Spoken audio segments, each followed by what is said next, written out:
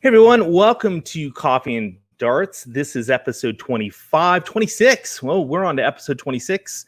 I want to go ahead and thank our sponsors real quick. So I want to thank Shot Darts, who sponsors the show, and of course, Magic Wear.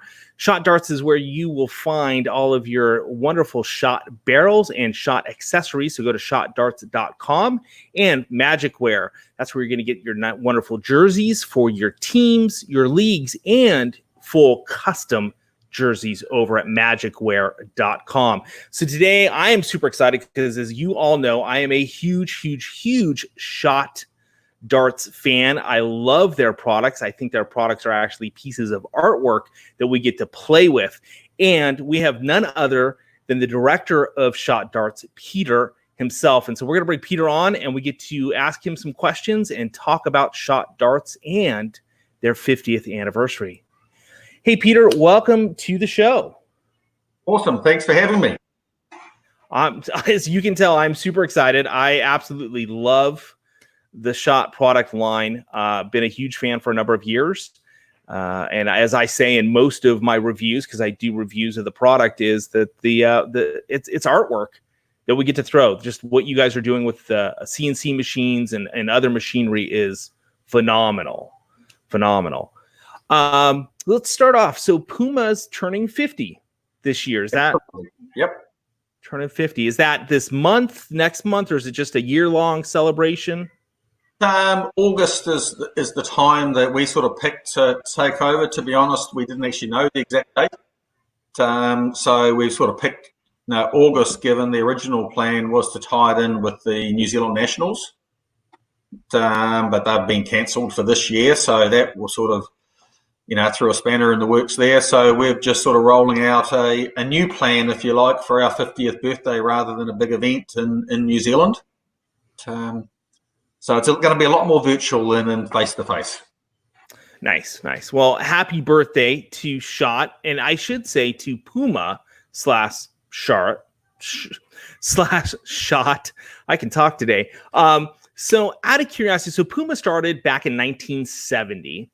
What started Puma? That was your dad, correct? That started the company?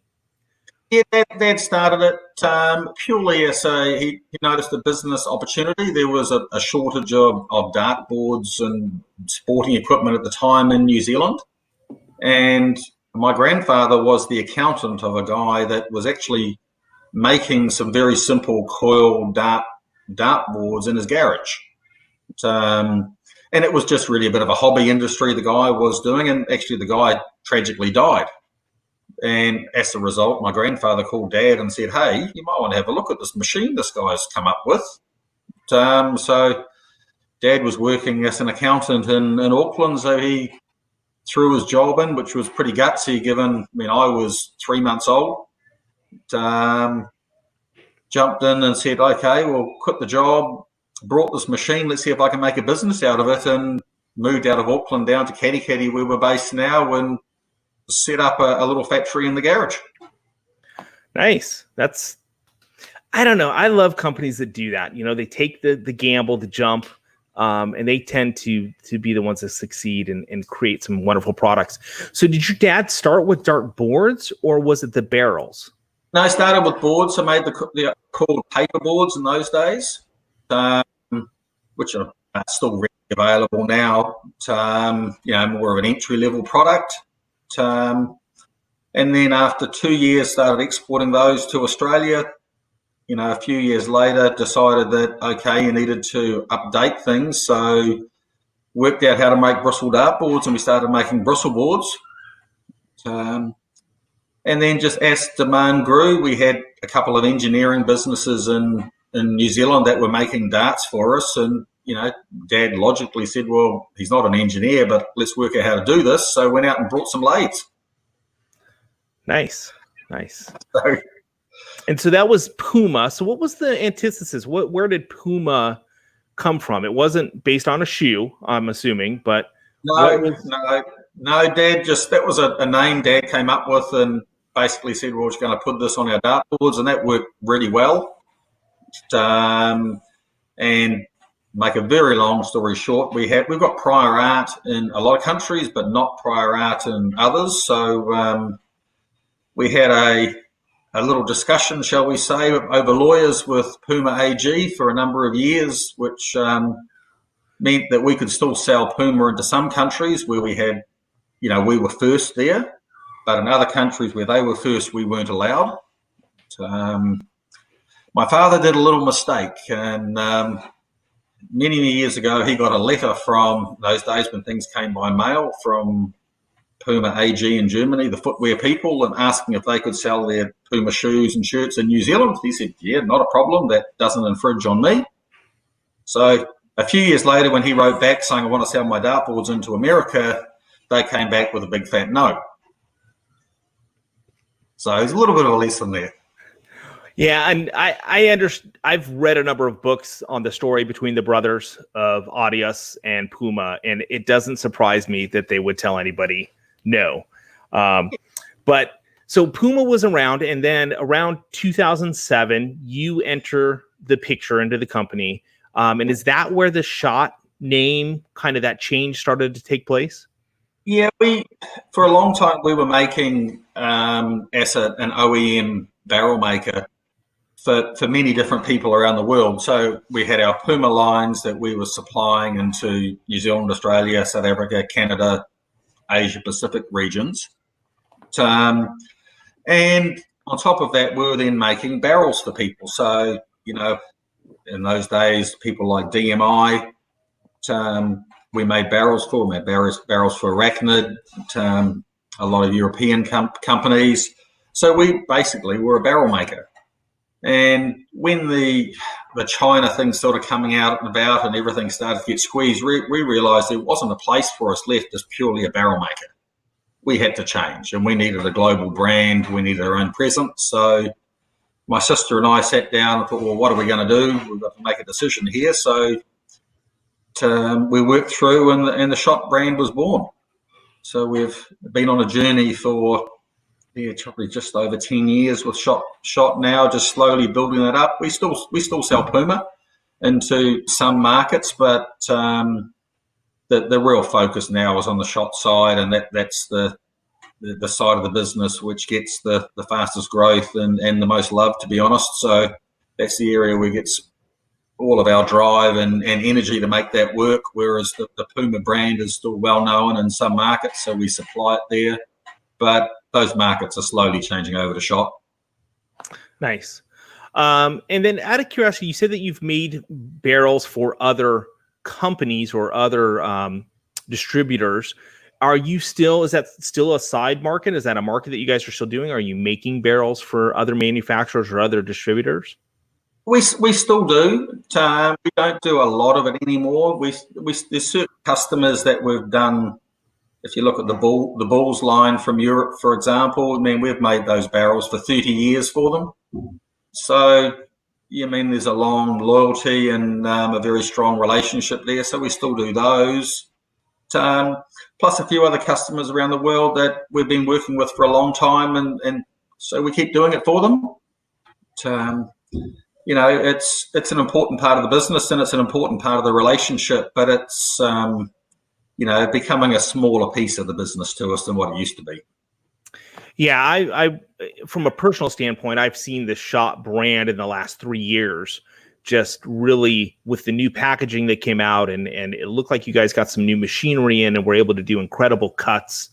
And that I would rank you guys definitely in the top 3 of barrel manufacturers.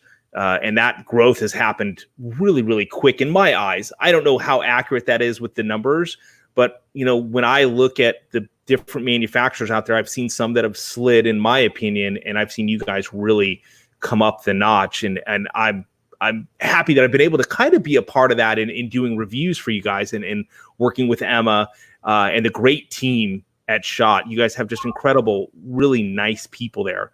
But let's talk about 50 years. So we got a 50-year anniversary. I read in one of the New Zealand papers. I read the New Zealand papers here in America. But in my research, I came across an article that you guys are going to be doing like an open house and inviting people to come check things out. Yeah, so that's on Saturday here. So we're opening the factory to the public, which we don't generally do.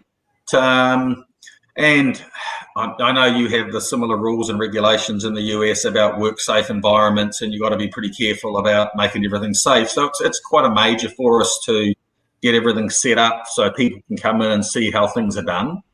So this week's going to be a little bit of a crazy week for production. So we'll be setting up and getting organised, and I'm pretty sure we'll have a pretty big crowd through on Saturday. We've got a couple of the local semi-pros coming down to run some matches, and they'll play matches against challengers. There's a few of us here that are pretty good at fitting a dart to particular players, so we'll fit darts to people. Come in, we'll watch their throw, modify things, and give them a bit of coaching as well. So it'll be a great day. Actually, I'm very excited about it. Sounds like a good time. I wish I could head on over there, but I don't think that'll be happening. So no, not quite. Not I don't think I'll be getting that flight right now, but I'd probably be in quarantine for 2 weeks, so I'd be a little late Absolutely. for it. But, so are you guys doing any special edition dartboards, since that's what you started with, or any special edition barrels for the 50th anniversary? Yes, we're doing just coming out at the moment is a 50th anniversary board. So we've made a special bandit board, of which there's only 500 being made globally. So they're hitting the market at the moment. The US ones are actually on the water, so they won't be too far off arriving. So watch our site, and that'll update you when they arrive. It all depends a little bit on customs, etc. At the moment, things aren't quite as quick as they have been in the past.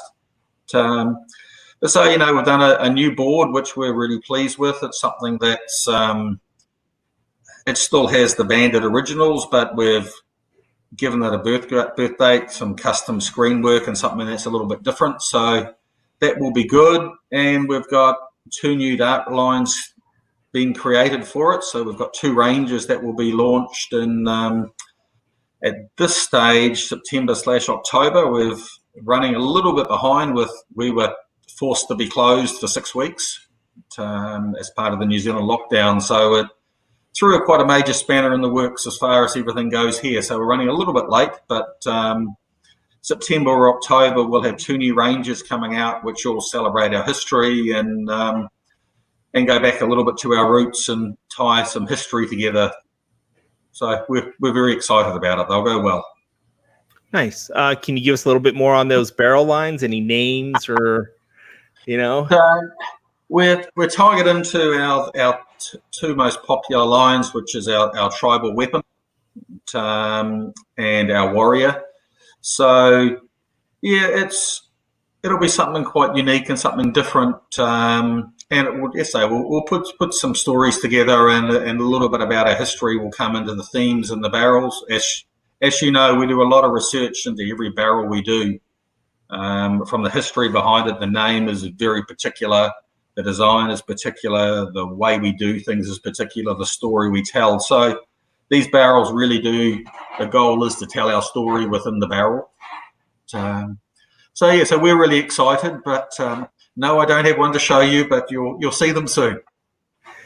Nice. Yeah, I'm excited about that. That's going to be probably a really nice piece. Again, I've really enjoyed the growth of watching the barrel manufacturing take place. So we've got the 50th anniversary party kind of coming up. Are you guys doing anything else for the 50th, or is it just kind of this Saturday, and then we've got a board and some barrels coming out? Any marketing thing, any new players that might be coming on with this 50th, anything of that nature? We have a few new players we're working through at the moment, and again, we'll have some announcements coming through of some new player lines that we'll put together.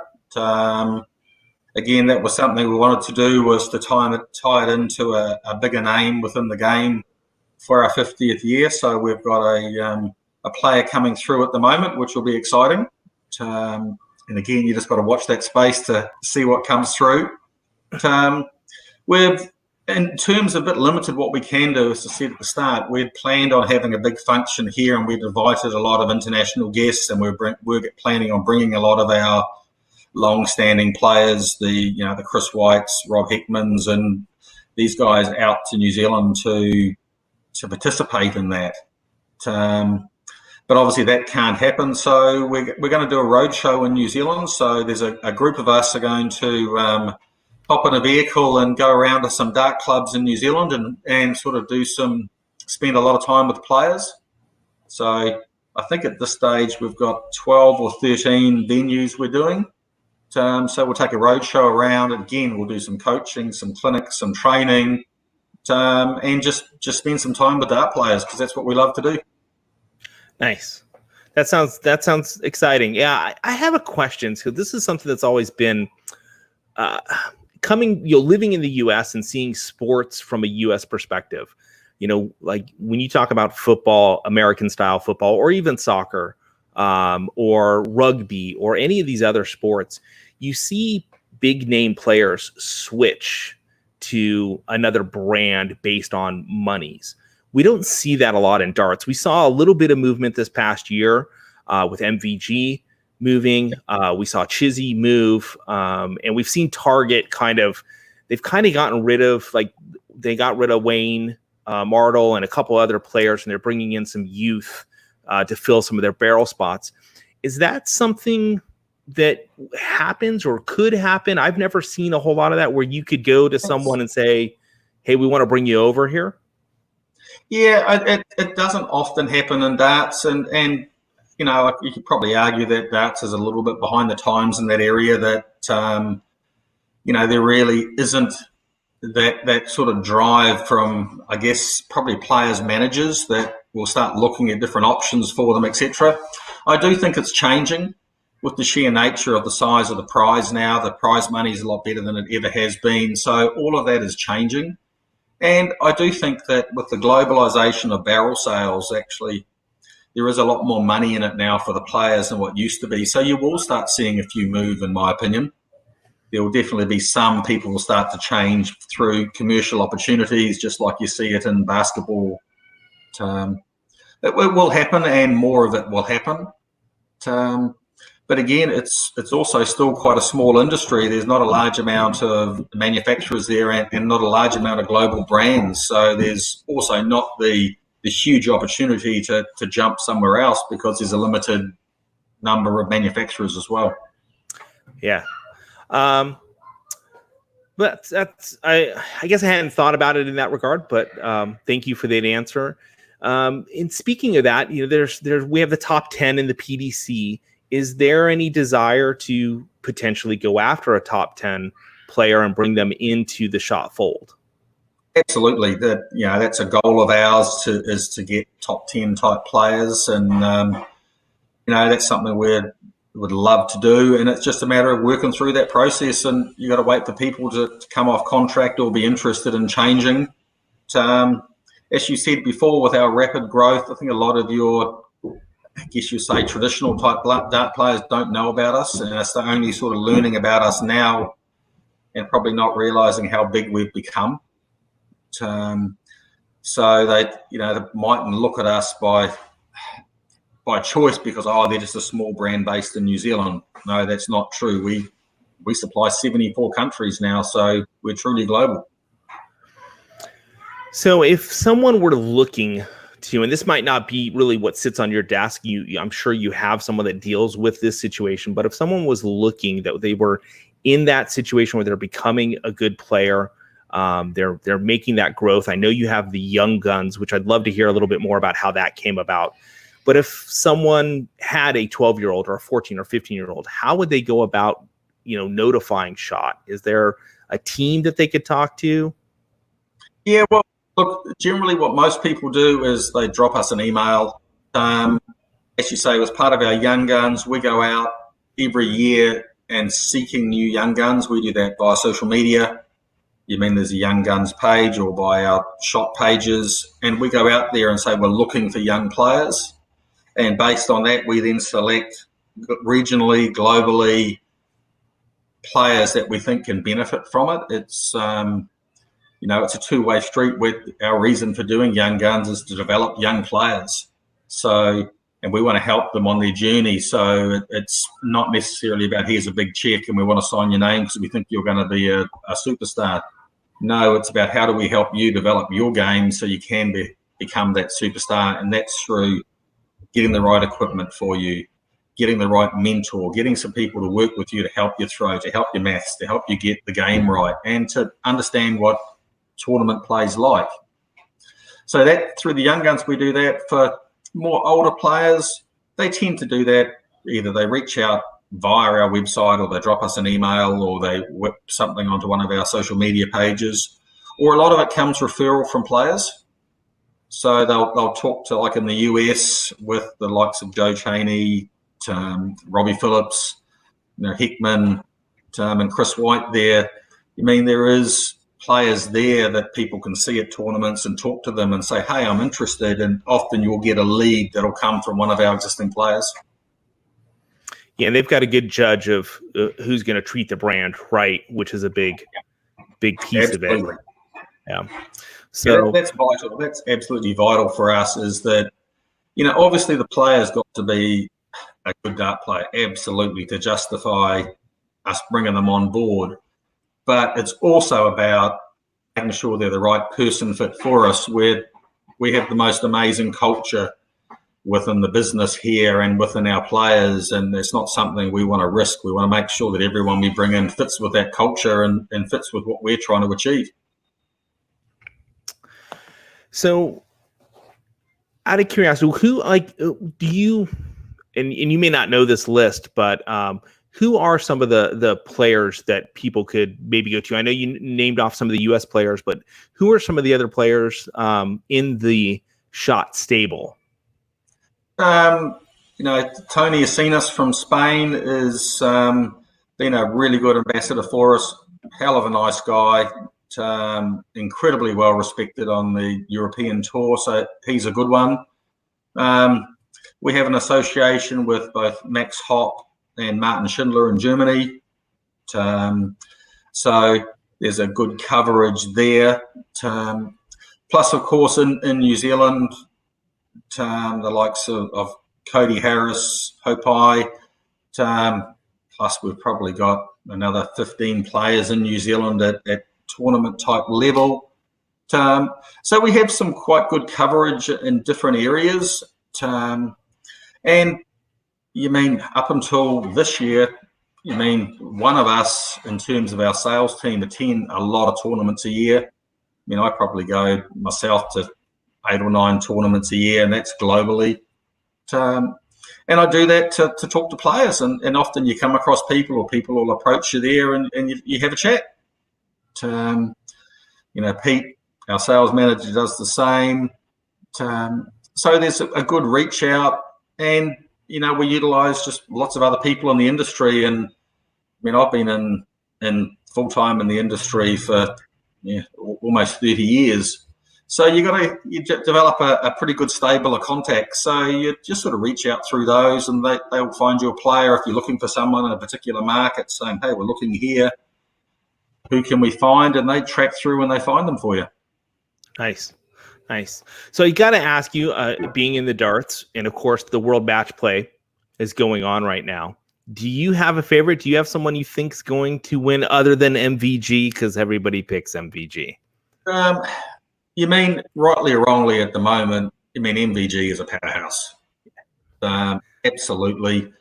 I can't. It's always hard to go past him at a tournament because he's the one that's he's the favourite for a reason generally, and it's hard to go past him. And I've met Mike. I like him. He's a nice guy, and you can sit down with him and have a coffee and a conversation. So I'm a backer of him, and I like to see him do well. He's done amazing things on a dartboard and amazing things for the industry. But there's, it's still hard to go past. I'm sort of a bit more of an older Barney type fan, where you go back to a little bit of the past, somewhat recent past now. But what Barney did for the game in developing the European market and the Dutch market is incredible. And I don't know if the European tour would be what it is today if Barney hadn't done what he did all those years ago. Yes, great player. Unfortunately, his farewell tour wasn't what everybody was hoping it would be.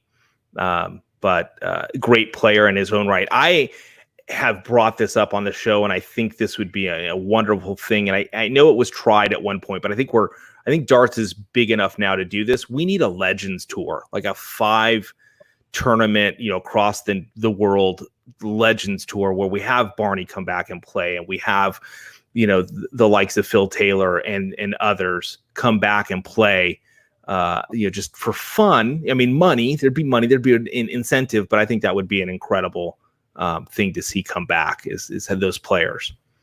I agree with you. I'd love to see it. I think it would be an incredible event, and you see it in golf and other sports. So, and as you say, darts is big enough now to do it, so we should be doing it. I think so. So ladies in darts, this has been a topic on our show, pretty much every show for the last 20 something of them. And it seems to be a big topic nowadays with what Fallon was able to do at the World Championships. And we saw a couple ladies get their tour card. What's your thoughts on the PDC? I have my ideas of what the PDC should do. I think they need to bring the women in. They need to incorporate this. They need to set up what the BDO did, because the BDO is pretty much gone. They're not going to have the arena to play in anymore. How would you integrate, or where would you think the ladies could integrate with the PDC? Well, I think they've got to do twofold. I do think there needs to be a ladies division.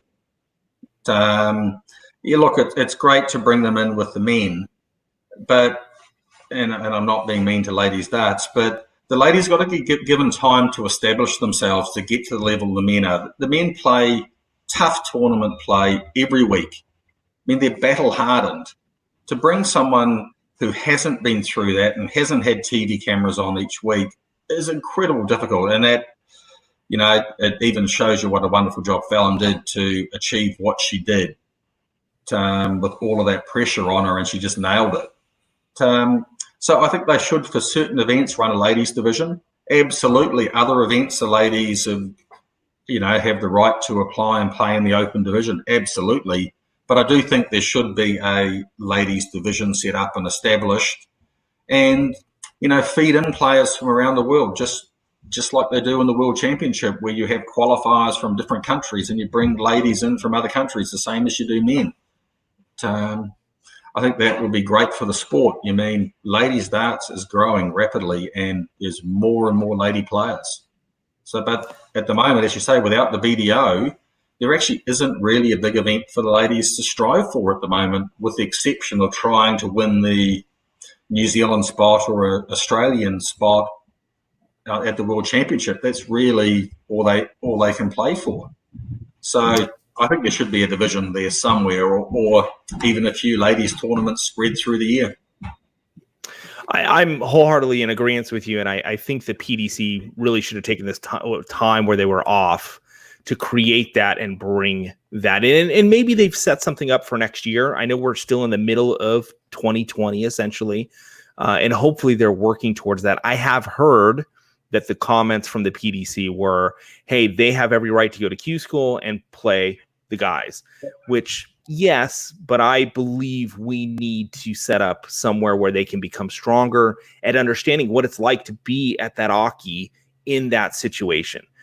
I agree. People say, oh, it's just the Aki, it's a dartboard, but it's not. It's a whole nother level. It's kind of going from, say, college sports, university sports to pro sports. It's a huge leap. So I'm hoping the PDC will do that, and I'm hoping that more people in the darts community will speak up towards that, because I would love to see the ladies game grow. I also truly believe that darts it's an even playing field. Once the ladies get to that level of feeling confident enough, and I think that's what Fallon did, is she broke the barrier. The women will feel good enough to now get to the Aki and play against the guys. And I think that's what we need. I think we need that situation, but the women will get there. And that's the beauty of the sport. It's the same distance, no matter who you are. And it's the same dartboard. So I'm excited to see that. Yeah, I agree with you. I think it just really needs to be, they've just got to get that time under the pressure matches, with the lights, with the camera on stage, and get used to that additional pressure, because if you're not doing it day in, day out, that's a huge disadvantage that you've got when you're playing someone that's so used to that. It's just normal for them. I mean, the nerves are different, the hype is different, the adrenaline running through you is different. But once you've been there 10 times, it's just not the same. Yeah, I agree. Another question or thing that it's always kind of, and again, this may be because I'm in the US and I see this regularly, and I look at darts. There are, to best of my knowledge, there's no darts manufacturers of like a clothing line or a shoe. Why has no one done a shoe? Their feet are looked at continuously when they go to the Aki. How come, there's no Nike, there's no one out there supporting these guys from that perspective. Would that be an interest for SHOT maybe down the road? Yeah, look, we look at all sorts of different things as to what we can do to help players. But it's also about sticking to your knitting a little bit. I mean, if you asked me to develop a shoe, I would, look at you and say, where do I even start? So, yeah, exactly. I wouldn't even know where to start the process. So I think that's where it comes down to, is you got to get people with the right skills in the right areas. Like, we're specialised. We know exactly what we're doing when we're making a barrel. We know what we want the balance to be. We know what we want it to look like. For us to jump into making a shoe, maybe a challenge. I mean, a dart shirt, perhaps there is a few people out there that are doing a few shirts now. They've got a bit more room in the shoulders and bits and pieces to help players, which is outstanding. That needs to happen, because you can't really grab a shirt off the rack and play it as a dart player. Often it's too tight in your shoulders. Yeah.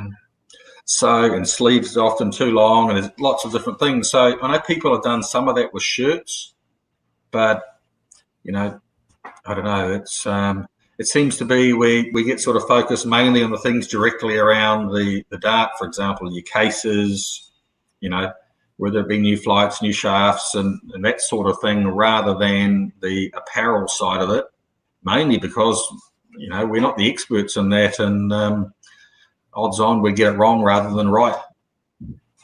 Maybe we'll get the Puma someday. Exactly. You guys can do a collaboration and create the proper dart shoe for the Aki. Maybe it has like a little flat edge so you can put your toes up against it, and who knows? Those are the things that go through my mind. Is like, why is not someone doing that? But I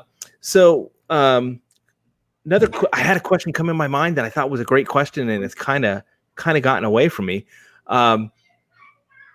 With SHOT. Okay, so in 2007, we'll get back to this. In 2007, you came in and started kind of doing the company, helping run the company, so to speak. You guys started bringing in more equipment at that time. You guys are working with some incredible equipment, especially in the last few years. Can you tell us a little bit more about that? I'm assuming it's not proprietary equipment. It's stuff that others can get. You're just using it in a manner that is incredible for these barrels. Yeah, the CNC lathes are out there on the market. There's, that's just a product that's used in general engineering. So those are off the shelf. It's all about having the multi-accesses. You've got to be able to come in on different angles to get your cuts right, whether it be different cutters, etc. All of that is relatively standard, with the exception that most of these machines, they're built for doing big components. So when you go to any engineering workshop, they typically are working in bigger gear. That's just the nature of engineering. And all of a sudden, well, actually, no, the biggest thing we want to make with it is 9 millimeters in diameter. And then the engineering company, they sort of scratch their head a little bit and say, okay, you're really small. Yes, so we don't need the huge machine, but we want the speed. So it's quite particular as to what you've got to get that can achieve that, because often the parts inside are too big for the little cuts that we need to make on a dart barrel. So like when a machine arrives here, it's not a matter of plugging it into the wall and throw in the tools and away you go. There's quite a process that we've got to adapt it to being suitable for darts. It is an off-the-shelf machine, but yeah, there's a fair few titivations done to get it to do what we want it to do. But the biggest aspect that's probably changed the grips and the things you can do is actually the computer programs, is your CAD type software and that sort of thing. Whereas now, when we start a design process, our designers will design something and then they'll take it down to the engineers and say, can you make this? And then they all sort of look at each other and everyone scratches their heads for a while and there's lots of scribbles going on the whiteboards and can we do this, can we do that? And then the engineers disappear for a day and try and make something. But everything now is designed in a CAD environment and you can model up and it looks absolutely amazing and say, hey, this is what we want. Now can we make it? Whereas if you went back 15, 20 years ago, like if someone came to me saying, hey, you want to make a new range of darts, what are we going to do? We would sit around a lathe and we would start playing.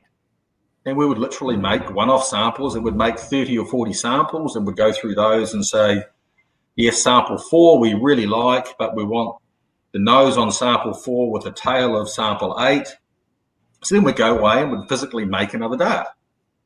And sometimes to get a range right, we might make 8 or 10 different prototypes. Yet now with the CAD software, we can draw it up and then we go and make it, work out what we can do. We can do that within 2 or 3 and have it to exactly what we want. But there's a big process from our engineers. There's many hours for them sitting around the machine and just working out, if we can do it, how we can do it. We're often getting custom tooling done. It's not the matter of calling the local, engineering workshop and saying, hey, we need a cutter that can do this and a bull nose that can make this circle. That doesn't happen. We've actually got to get them made. Again, everything, because everything's just so small. It's just little delicate cuts. So it's a pretty serious process to get these newer barrels made where we're not just seeing rings with a little bit of, fish scale or shark skin type piece on them. It's a lot more intricate than the old days. Yeah, and if you think about that in cycle times, that typically, if we went back in the past, you would say, it's 45 to maybe 60 seconds to make a dart.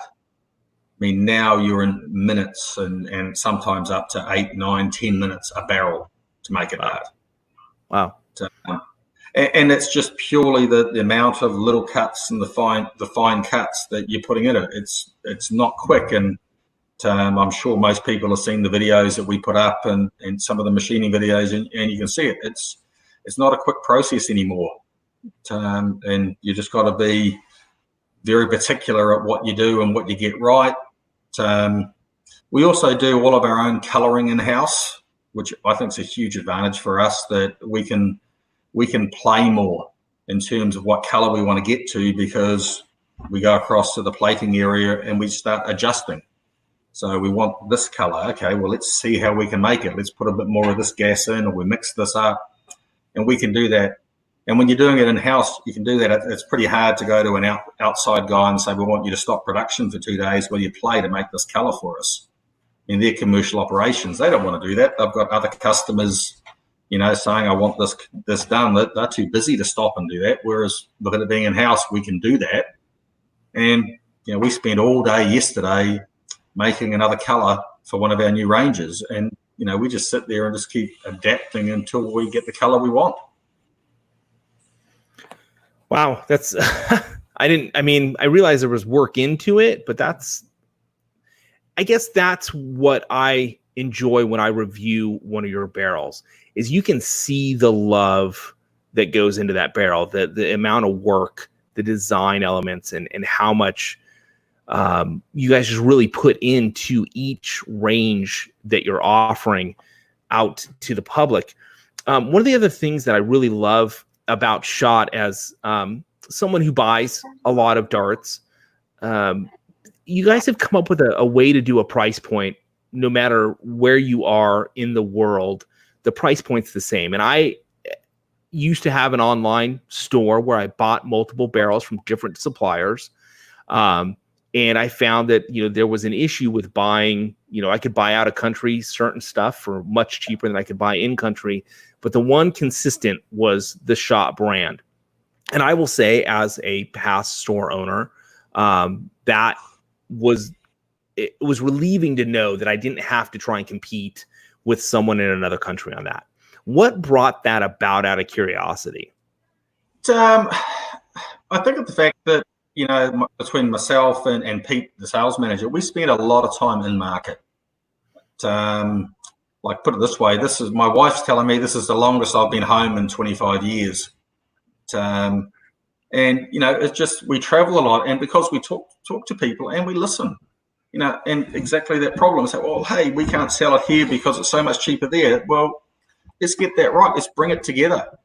So we try and work things out on a global stage. Okay, sometimes there is a little difference because different countries have got slightly different margin expectations from a retail store.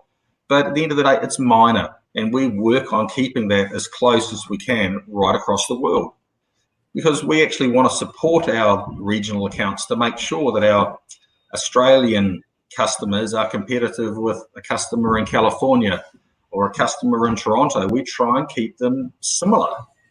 And we work with the customers on that, and we have those conversations with people about, hey, we want to make sure this is right for everybody. And I think it's in the best interest of the dart players that they can source their things locally rather than saying, well, I've got to support this from somewhere else, purchase it somewhere else to get it at a better price. They should be able to get it competitively in their local market.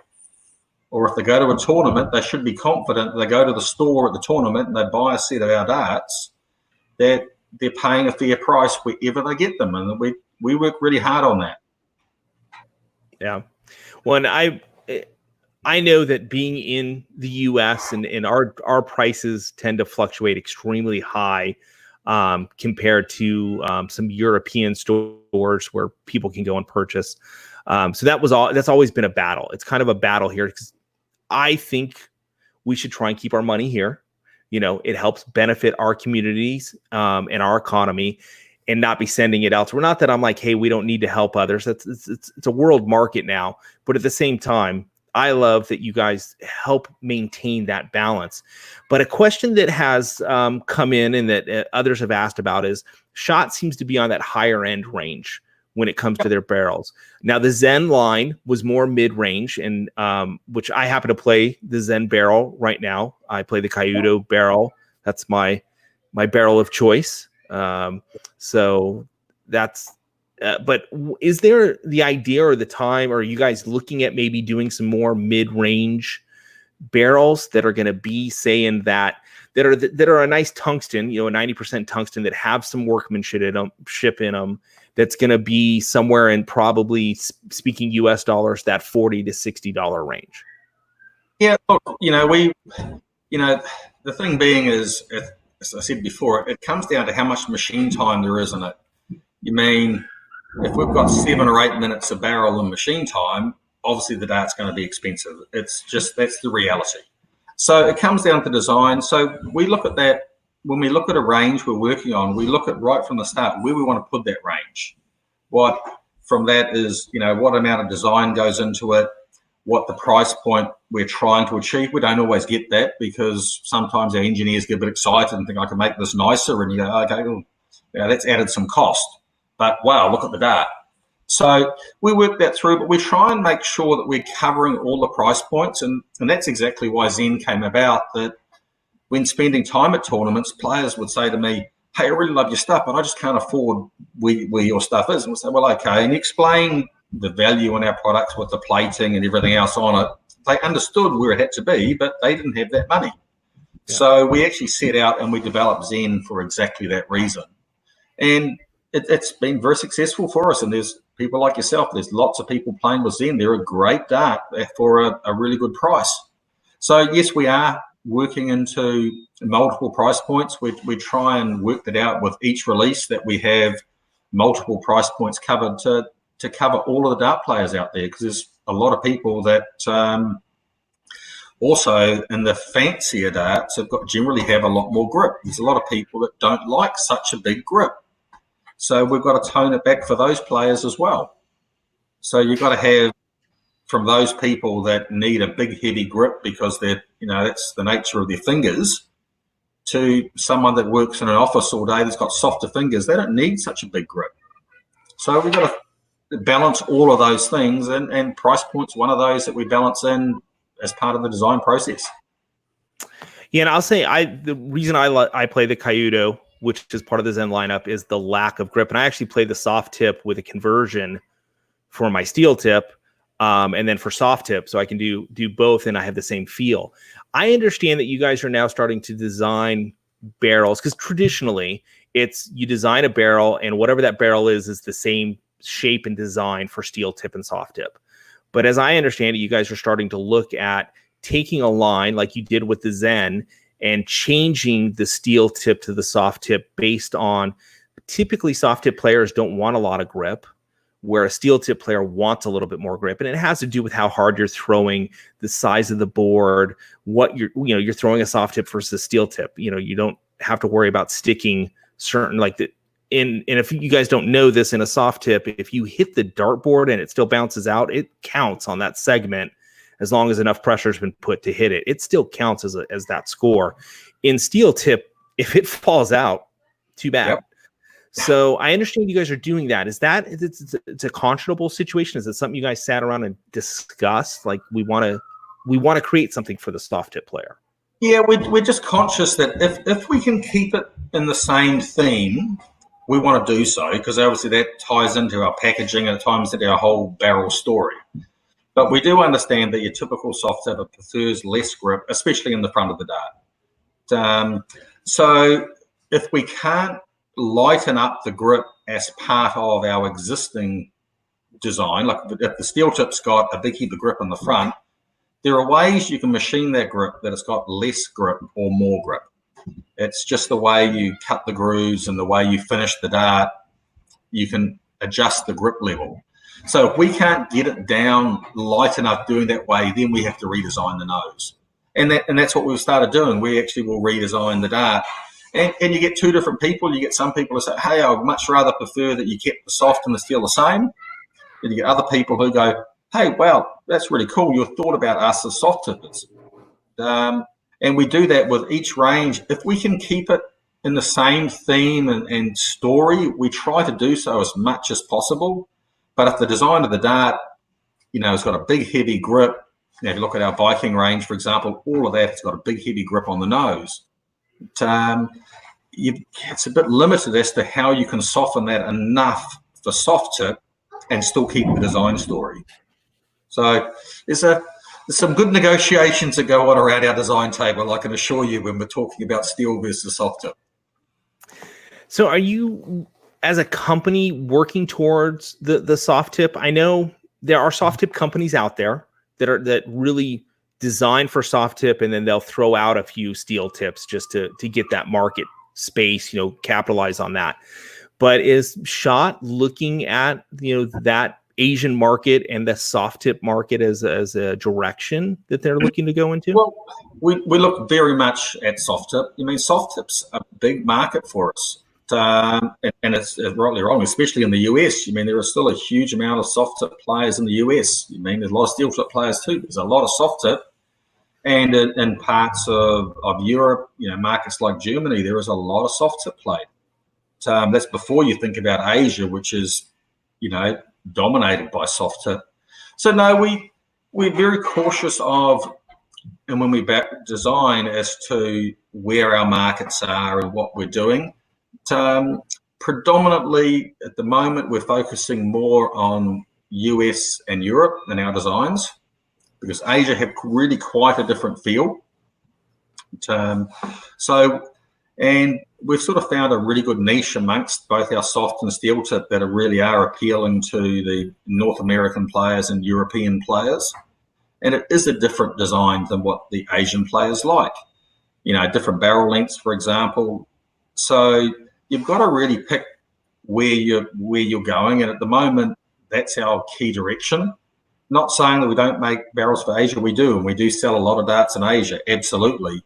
But our primary focus in our design is more for the North American and European markets.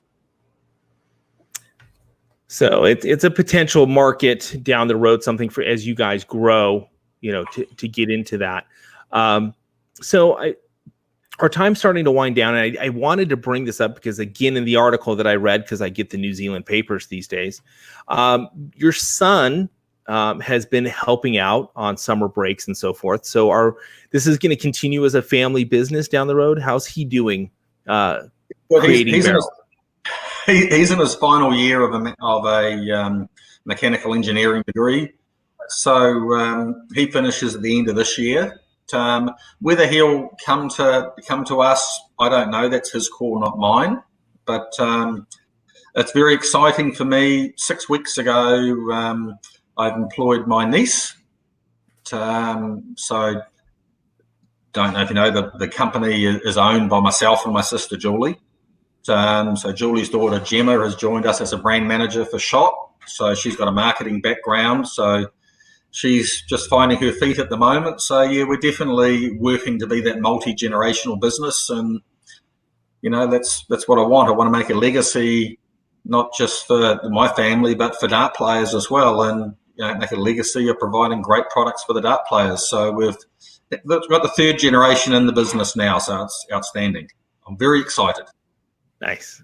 So with Puma shot darts hitting 50 years now, what's the next 50 years look like? What would, if you could create whatever it was that you wanted to go in any direction, where would you want to take the shot brand? For us, we've just got to continue our path. I mean, we're growing rapidly. We're getting huge kudos globally amongst dart players. And we're really getting some great feedback on what they love about us, what we need to work on, and we work towards that. And for me, we're trying to get closer to the dart players, because that's where I'm going to get the knowledge, and that's where our design team gets the knowledge. So I'd like to find a way that we could get closer and work closer with players and actually really getting quite specific at what we're designing for people. So for me, that would be the biggest leap we could make, is if we can get closer to players and really feel what they need and work out exactly what the needs are. And we design to those needs. We're going to make those people out there, dart players, better dart players. And we're going to make some incredible products that are very good at what they achieve. They look great. I think players will just love it. I think so. I love the brand, but I love the company. I love what you stand for. I love what everyone that works there that I've interacted with. They are there for the darts player. They're there for the darts community. It's not a business about how do we make money. It's a business about how do we help. The money will come because we're helping, and I absolutely love that. And thank you for leading a team of people like that and leading a brand like that. One kind of final question here before we wrap things up. With the ability and the technology that we're seeing come into darts, but there's the ability to really customize things in other markets. Do you see a time where someone will be able to essentially order a custom set of darts, possibly go online and say, here are the cuts I want, or here's where I want, and kind of do their own little design aspect and order them for a reasonable cost? Because right now I would assume it would be thousands of dollars to try and get a custom set, just because of how much work goes into it. Do you see that maybe 10 years down the road, or sometime where someone will log into Shot Darts and pick what they want for grip and so forth, and then have a barrel in a couple weeks? Yeah, I think that day is coming, and it's coming quite rapidly in terms of being able to set things up. And a lot of that comes down to technology. At the moment, there's still a lot of things that you have to do rightly or wrongly by people. So there's like many hours of programming and things like that to make a dart. But as technology gets better, you'll be able to import a picture, write the program, and do all that almost instantly. So yeah, those days are coming. I don't think it's quite there yet technology-wise, But those days are coming where you'll be able to jump online and say exactly that. I want 2 sets like this, and 2 weeks later they'll turn up in your mailbox. So those days are coming. It's just a matter of how far that is away. I would still think it's probably in that 5 to 10 year window, but it may be quicker. Nice. Yeah, I think so too. As I see technology move forward for other markets, I happen to work in the housing, my full-time job. I work in the housing market with technology, and we see that coming where people can buy houses and customize them online. Absolutely.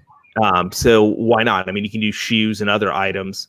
So I hope we get there, because I have ideas of a barrel I would love, but I can't afford to buy 1,200 barrels just to get one to make the price reasonable.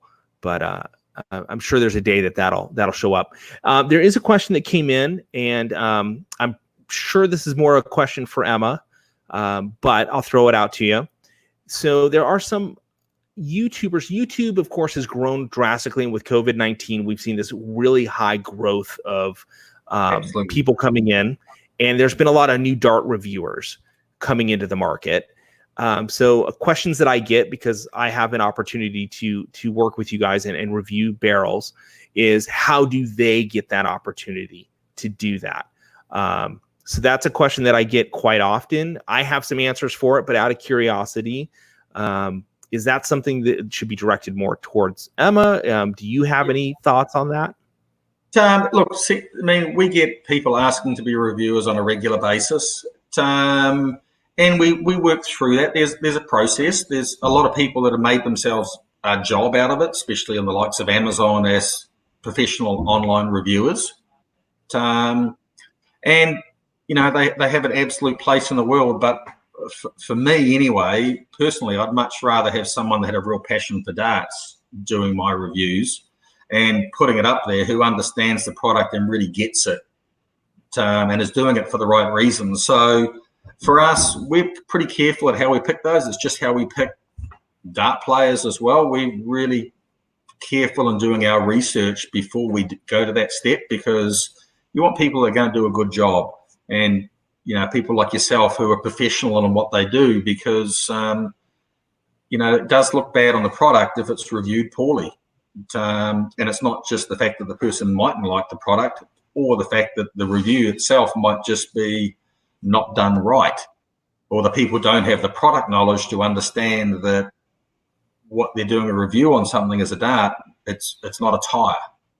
So we're very careful. But if you're interested in being a reviewer, reach out to us, talk to Emma and the team, and look, they'll go through a process with you. And I mean, we do have a few people out there that do it, and they do a great job for us. Well, and I'm it's overly thrilled that I was reached out to and brought into the fold and able to do that. So for me personally, it's a joy to have that opportunity to take a look at the barrels and look at them and review them and throw them. And of course, if you saw my setup, I've got shot at all over the place, and it's just a love for me, the company itself. So I'm honored to have that opportunity. So Peter, as we kind of wrap it up here, we're at kind of our time limit here. I want to respect your time because it's morning for you. It's Tuesday morning, and you've got a day of work ahead of you. If there was something that you could say to darts players, the darts community about SHOT, something you would want to, for them to hear, what would that kind of be? What would that statement be? Really, that we're a company that cares about dart players. That's what we strive to do. It's all about design. It's all about how do we make things better for the player, and how do we make them better in their game? How do we make them proud of the equipment they're using? And that's what we work towards. And I'd love for players out there to be able to get a feel for our culture, because that's you're privileged enough that you've met a lot of those in the team, and you're getting a pretty good feel for how we are as a business and how we operate. But it's really hard to convey that out to people as to this is how we are within our walls. People don't see that, but we're the most amazing culture and amazing team here that I'm just so proud of. And that's why we're putting out products that, are doing so well out there and that players are loving is because the care and compassion we put into what we do to make it for them. Well, it's a good way to, I think, end this segment, is that I've seen it in the work, and I know others have. I've had wonderful conversations with the darts community about the product, and I've never had anybody say anything negative about what you guys are putting out. I think it's known in the darts community that you guys love the darts, you love the community, you love the players, and you're here for them versus how do we be a big business and turn a profit. It's more, how do we take care of you, the darts player, and everything else will work out. So Peter, if you'll hold on a second, I'm gonna go ahead and close the segment out, and I'll catch up with you kind of in our back room. So if you give me a second, I'll do that. That sounds good. No worries. Thanks. Hey everybody, thanks again for watching episode 26 of Coffee and Darts. This was an exciting episode for me, of course, as a shot lover, and I know many of you out there love the product. Hopefully that was a interesting episode, interesting conversation that we had with Peter. And again, it is their 50th anniversary. Look for a really cool dartboard coming out and some other nice darts barrels that'll be kind of telling the story. So keep an eye out on those at your favorite dart suppliers. Again, I want to thank Shot Darts, and I want to thank Peter for being here on the show. And I want to thank Magic Wear for their jerseys, as they are a sponsor as well. Thanks again, everybody. We will see you this Thursday. I am working on another special guest to join us on Thursday. Thanks again, everybody. We will see you soon.